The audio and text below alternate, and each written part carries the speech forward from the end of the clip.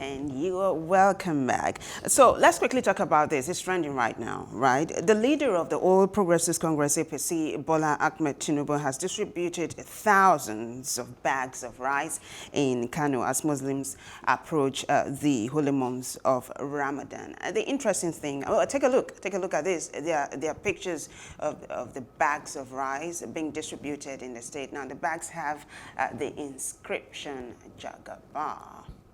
Asiwaju Bola Ahmed Tinubu.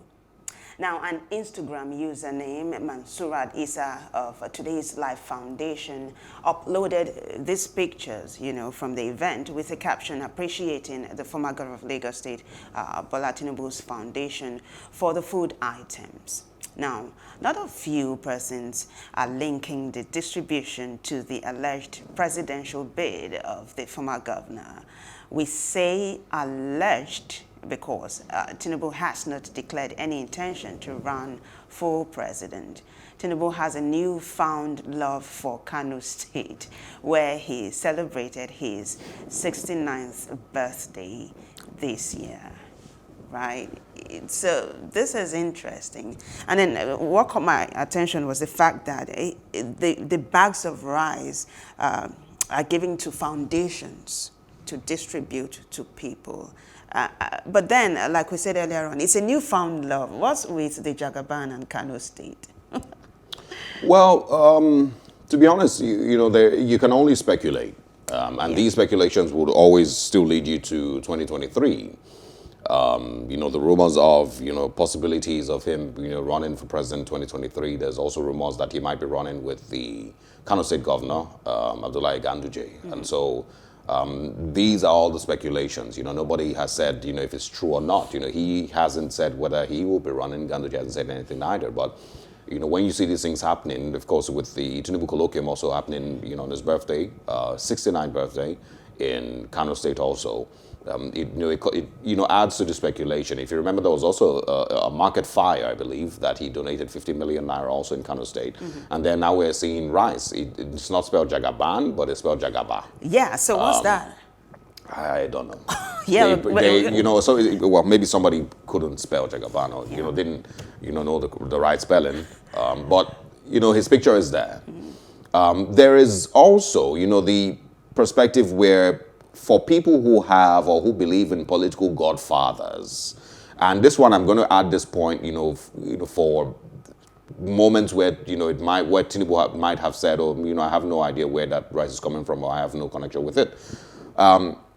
I've seen it, numerous situations where a governor or a very, very, or political bigwig, is in an environment, and there's people who are trying to get favors from him, and so they take it upon themselves to do these things. They take it upon themselves to buy souvenirs and share to people, or set up massive billboards and say, with support from so-and-so foundation, or from Prince this or Princess that.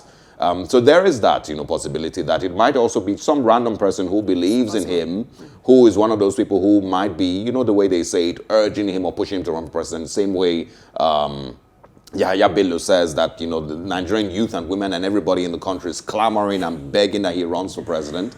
So it might be also, a similar situation where there is a person who believes that, yes, Asiwaju Bola Ahmed Tinubu should run for president, and I will support him. And so I am doing this from my pocket. I'm buying, a 5-kilogram bags of rice, and I'm sharing to the people of Kano State. The question really is, why Kano? Why not anywhere else? And so, back to speculation, it's posturing. Because, in order for you to be able to gain relevance across the country, there are certain regions that you need to put your face in. There are certain regions that you need to, create or, establish some type of relevance in. And for the Southwest, he is seen as a political godfather. People would say that he basically is responsible for a lot of the people who are currently in politics in the Southwest, in state, House of Assembly, in governorship positions, and in the National Assembly. These are all just talk. Right, because like you rightly said, you can't win an election in Nigeria without a North. Yeah. Just like you can't win you an can, election. but you can't. Well, just like you can't win an election in Nigeria without the South. It's all woven together. Yes. So speculations, like you said, it might be posturing. But you said in some cases, some people might do this and say, because we believe in this person, we are doing this. So whoever it's been done for can come out to say, it's not me. Well, yes, but maybe they also wouldn't because they like the idea. And it's not such a bad thing to have your face on bags of rice being shared to people across Nigeria. It's not really a bad thing. No, it's not. The question really is why Kano? And that's why I brought back the speculation about the possibility of him running for president with the Kano State Governor Abdullahi Ganduje. There's they are all still rumors for now. But as we get closer and closer to 2023, I'm sure that there will be clarity. I'm sure that they will be able to speak and say, okay, this is what has been going on. These are the reasons. But you can't take away those speculations from persons who are seeing these things. Mm-hmm. Another part of this conversation is why we are still at a place where people can walk around and share bags of rice with pictures on them to the poor people. Mm-hmm. Are we still at a place where, because one of the things that we mentioned this morning on, off the press is former President Goodluck Jonathan saying, that we need to do more to stop vote buying and voter inducement. So is this all still part of the the voter inducement conversation? Are we still sharing bags of rice in order to gain votes from people? Are Nigerians still at a place where they can take bags of rice and onions and oil? Because that's what they really give. It's oil, or they give adire to the women, to the men they might give wheelbarrows or whatever, and in this case it's a 5 kg. 5 kilogram bags of rice, and so the Nigerian people in those parts of the country, with the amount of poverty that is rumored to be, in northern Nigeria, would take all those bags of rice. They're not necessarily taking it because elections are next week and they will, vote for you next week. They're taking it and as, a build-up to 2023. Absolutely. And so it's expected that there would be more of these moves made. There would be more of these things being shared to different parts of the country. That, of course, would see that picture, because you could share those bags of rice without having that picture on it. Mm-hmm. But that picture is there for a reason. It's because they want you to look at that face and you want you to remember that face. So just in case there's a time for voting to be done, you would remember that this person and this face shared bags of rice to you. Well, and whoever it is that might be thinking of contesting. So there's so many angles to all these things. This is some psychological stunt, right? Yes. It sinks into your subconscious. It's politics. Really. It is. And then you talked about vote buying. How do you end vote buying when you've not addressed poverty? People are hungry. I mean, look at one of the beneficiaries. Beneficiaries. They were saying, thank you. I'm so excited. This Salah is going. I'm quoting this. Salah is going to be good. And then they said they were focusing on people with special needs and women. These people need help. So if you don't attend to people like this, I mean, when food comes, who wouldn't collect when you need the food? It is politics. It is also mixed with taking advantage of poverty. It is also in the spirit of giving and Ramadan. There's so much of it. Mm-hmm. But also, I will quickly mention that this is core Nigerian politics. This also shows how expensive it is to run for office in Nigeria. It is expensive. You know why? Because I think it was Deji Adeonjo who posted something yesterday saying that there is these things being done now for one politician. Mm-hmm.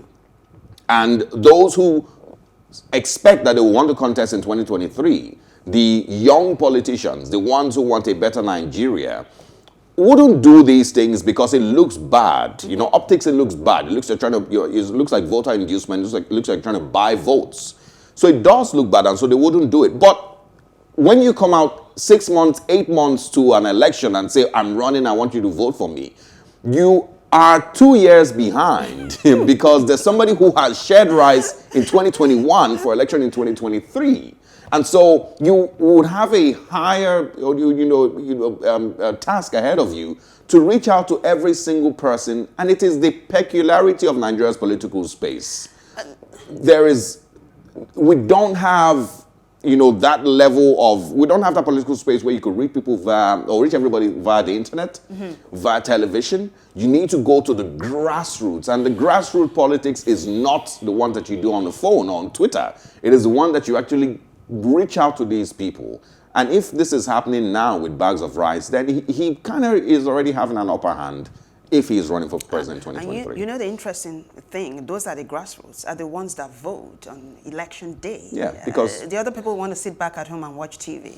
Yeah, it's really, you know, conversations about our political space and our electoral process in Nigeria. There's so much that needs to be fixed, to be honest, and people will take advantage of it if they can afford to take advantage of it. If they know that, yes, there's poverty in these regions, and if I give them onions, they will vote for me, I would give them onions. You know, it's taking advantage of, you know, what our electoral process is like. And he's not going against any laws if he decides to share, you know, bags of rice or onions or tomatoes. It's really not. Yeah. So we'll see. Also, this morning, we're celebrating Nigerians who are doing phenomenal in their chosen careers abroad. Take a look at this very, very interesting video. For those of you who like sports, enjoy this. Oh! Down! Are you kidding me? That's it. Thunder strikes, and it comes from Efe Ajagba. Absolutely devastating knockout, one-punch power. But was landing that right hand, he just didn't land it in the right spot. And we see Howard standing in place. Ajagba got a full steam, a full step to get the power and the leverage that he needed.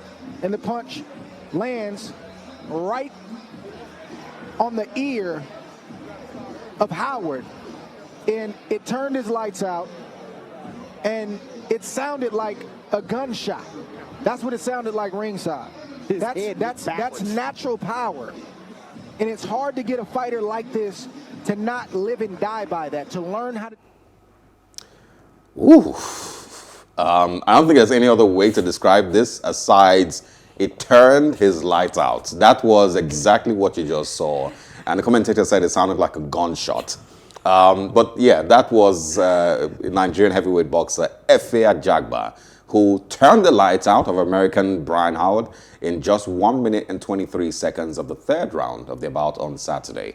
He has been congratulated by the Deputy President of the Senate, Senator Omo-Agege, who has described him as a rising star. Efe Ajagba has a pretty interesting run in boxing. I don't think he's been defeated yet. He probably has been knocked out just once, or knocked down just once, I'm not sure. But he is one of those people that, you know, Nigerians are looking out to and saying, this is a great example of Nigerians excelling in their chosen careers, including sports. Absolutely. There's Israel Adesanya, there's a new guy, I can't remember his name now, Kennedy Nzechukwu, who's still upcoming in UFC. There's also Kamaru, who's you know, also been undefeated so far in the UFC. If it is very deliberate, calculative, powerful. Yes.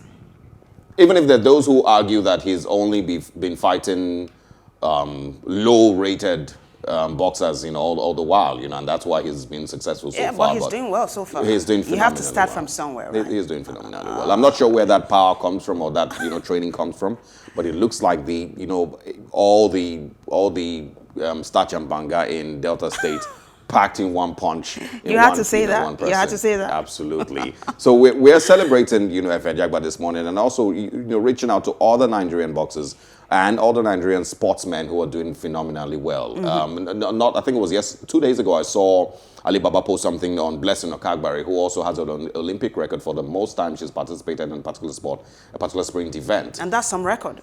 Yes, it is. Yeah, she's been breaking records after records. Yes, it is. And she's not letting up. Obviously not, you know, even at her age. So it once again, you know, makes us talk about how Nigerians excel in different climes. Once they leave the shores of Nigeria, they seem to find that talent, or there's now a space with which they can develop that talent that they've always had.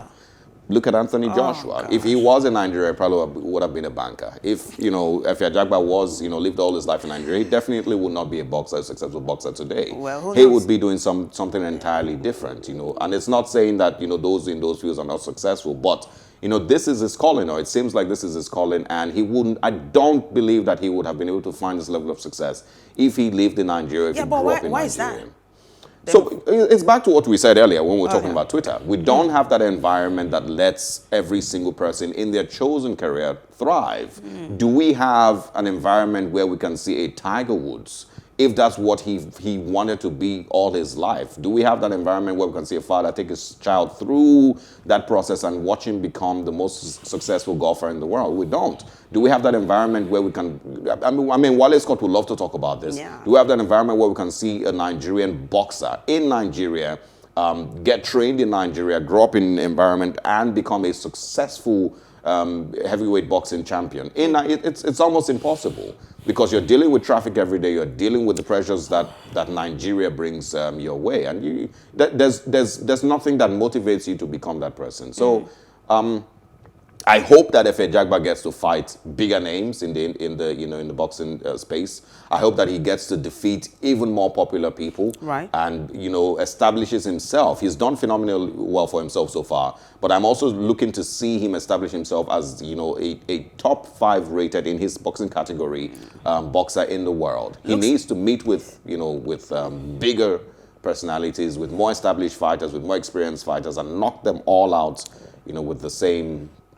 Who knows? Thunderstrike. You just might get your wish because, I mean, he looks like a moving train and the speed is top notch. He definitely is. Yeah. Definitely is. We hope that Wale Scott can bring that up in the conversation soon. Absolutely. And get to express more about what we hope to see. Israel Adesanya lost his last fight. Yeah, we're expecting that his next fight will be a victory. And that is from the Nigerian in me wanting to see them continue to excel. Kamaru Usman, that's his name. Is the one I was referring to earlier. Okay. He, still has not lost any fight. Kennedy Nzeku, I think, has 1 loss and one victory, I believe.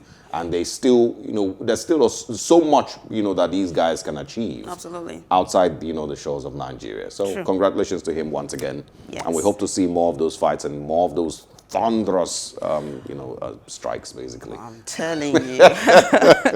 Best of luck if you have to face a Nigerian in the ring. Oh, God. They're bringing with them all the traffic in Lagos and all the frustration that comes with Nigeria, and they're packing all of that in one punch. So best of luck to you. All right? It's a good thing, though, to be a Nigerian. Yes, Say yes. Yes. Yes, it is. This is where we will be wrapping it up this morning. It's been a very interesting breakfast show, and we hope that your Tuesday continues to run very smoothly. We wish every single person a great Tuesday. If you missed out on any of the conversations we had this morning, you can join us on our social media platforms. It is simply @PlusTV Africa on Facebook, Twitter, Instagram. Also, you can subscribe to our YouTube channel @PlusTV Africa. Yes. Wish you a great day ahead. Yes, a great day. It looks good for me, though, and I hope you have a good day. Happy Ramadan also. Yeah. Bye.